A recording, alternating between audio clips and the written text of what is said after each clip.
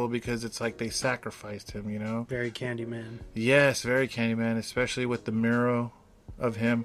But I was going to say, you can tell that Clarence was like, it showed him with like a beard and his like hair was like longer and he was like wearing these like street clothes, holding a fucking whiskey bottle, just kind of being a drunk guy and kind of letting the guilt eat him, you know? Mm-hmm. So the ghost tells him, bring him to me, bring him to my grave, basically. And he calls the cops and tells them to meet him there because it's like 1 year anniversary, right? At the cemetery, the same night, the night of the murder, 1 year passed, and the cops get there, and they're just fucking with Clarence again. Yep. It's like, you look like hammered shit or something like that. Yeah, some sort of jab. And they pull him down, and they're like, you know, what is the meaning of all this? You calling us out here? Like, what? They slam him on the fucking car. Yeah. Yeah. And he's like, yeah, well, I just thought we should celebrate, you know, the 1 year anniversary. You guys know what you did. That fucking story that you guys pull on everybody, like, that doesn't make any sense. Like, yeah, he was like, I should have ratted you guys out and then quit the force. And then he says that he was like, I can't believe I was that stupid to believe that you two were going to actually take him to the hospital. Yeah, and their rebuttal is like, he didn't want help. He didn't want to go. He didn't want to go. We tried to take him, but he didn't want to go. And he's like, cut the shit. And he was like, I'm not like, cut the shit. It was like super dramatic. But it was good, you know. It showed very like passion on what he stood, and kind of like the dude was like, Clarence was like, let's go pay our respects. Let's go to his grave, and he was like, all right, fuck it. And you can see in the background one of the cops says, we're gonna go shoot Clarence. Is not gonna make it back. We're basically gonna shoot him at the grave or whatever. but first they kind of say like, oh. If this is what it's going to take to keep you quiet, we'll play ball. Like, we'll do this for you. Yeah. You know, so they kind of sucker him into going. And the main fucking Strom says something like, fuck this or whatever. So he's going to, like, he starts to take a piss on the dude's grave. But he's like, you know what I'm going to do? And, you know, of course, desecrating. You've already murdered this guy in the worst way possible. And then you're still disrespecting him in the afterlife. So he pisses on his grave. And then he forces... his headstone. What's the other dude? The other cop number 2 says like, whoa, that's cool or some shit like that. Like, oh, that's really cool that you're doing that or something. And he goes, you know what? Why don't you come over here and piss on his grave too? But he's kind of hesitant. And he's really scared. He doesn't really want to because he kind of believes that's really disrespectful too.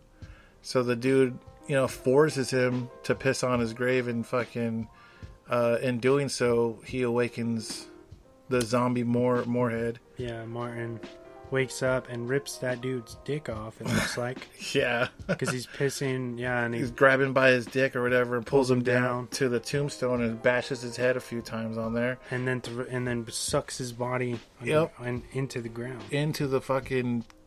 Great effect. It looked pretty dope. The cops kind of freak out during this time. The whole time they were going to shoot Clarence in the head, but during that time they flip out and they just throw him down to the ground. He's just laying on the floor the whole time, and then the grave kind of just like explodes, and then zombie Moorhead comes out with the cop with his heart out in the casket, and he's holding his fucking heart like Kano. And the heart's still beating heart. Looks like fucking Thriller, dude. Like, straight up. The special effects were pretty cool. He looked pretty practical. He just looks like a fucking dope-ass zombie. Like, straight up.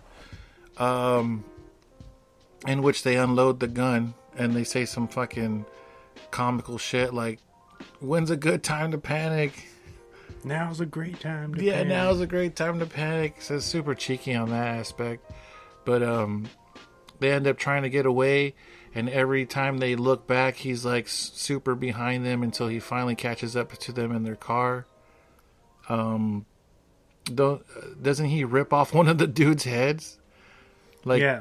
Yeah, he's behind them, and they're like, how far behind? And then he's like on the back of the car, in the back seat. And I think he comes in through the top of the car, rips off Schramm's head, beheads that dude, decapitation, and then finish him. Yeah, and then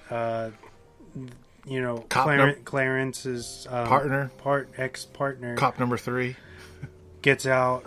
Pulls over, gets out. He's really scared. He's in like a seedy kind of alley. Yeah, it's real hobo with the shotgun. It looks like Skid Row. Yeah, I'm not sure if this movie. I think this movie might take place in Los Angeles somewhere. Yeah, definitely in the bad part of town where there's like, we could just say it's the 16th precinct for sure. So wherever the fuck that is.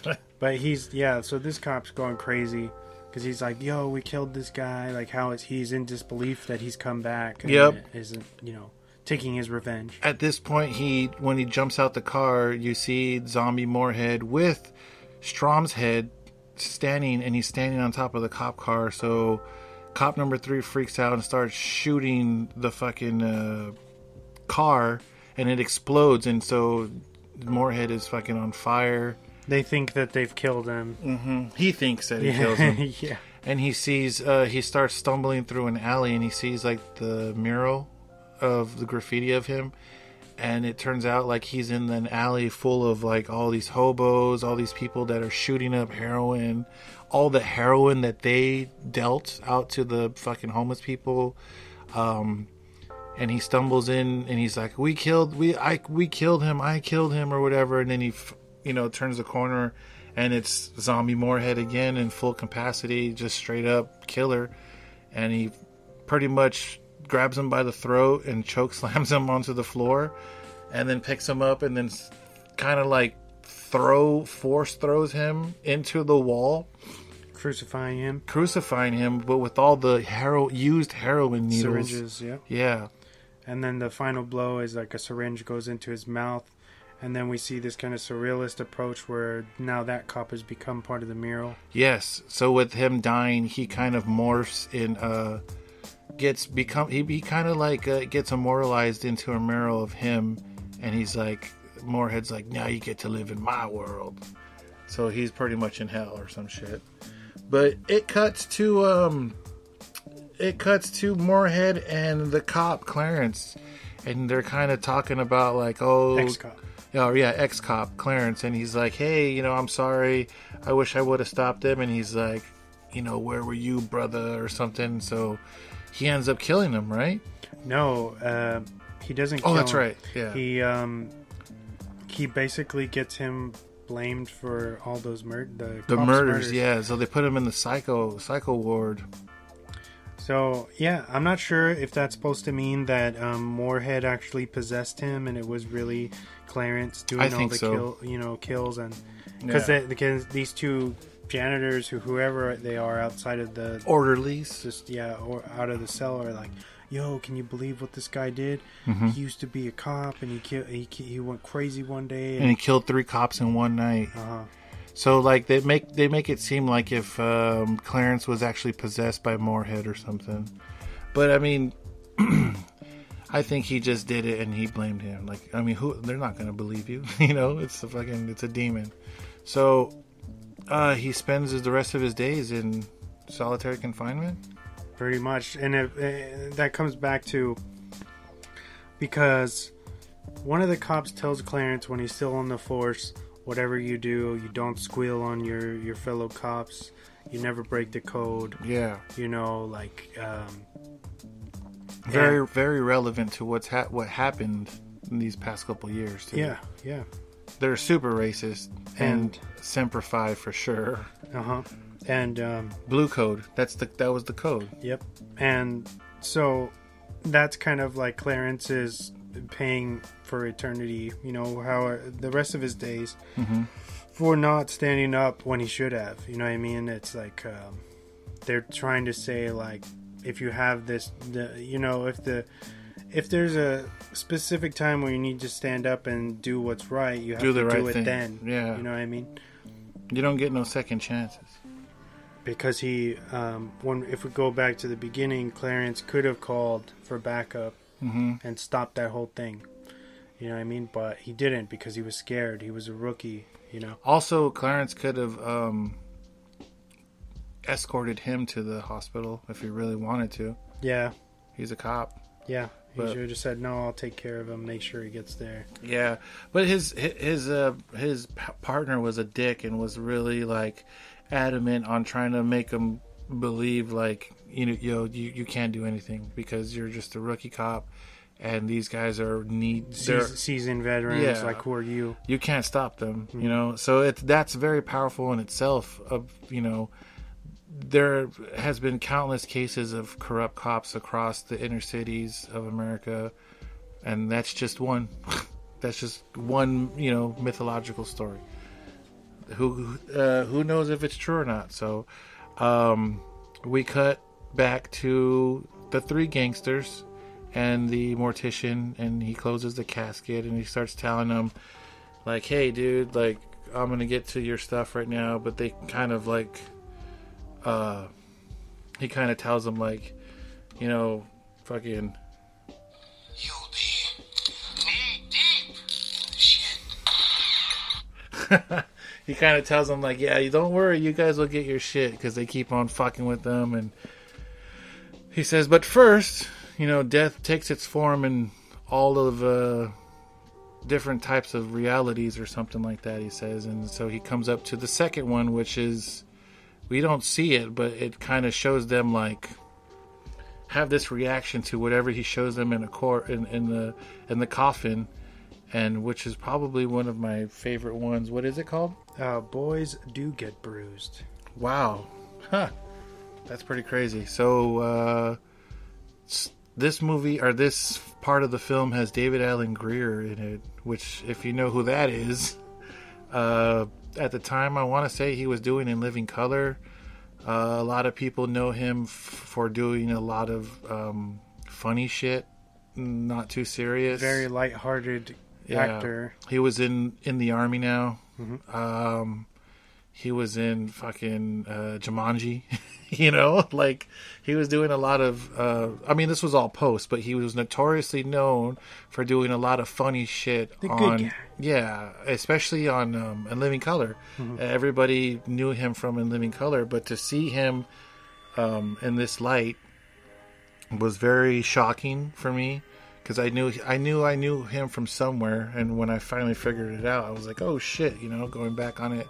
But I like this one. Did you want to set it up of what it is? Sure. So when this one starts, it's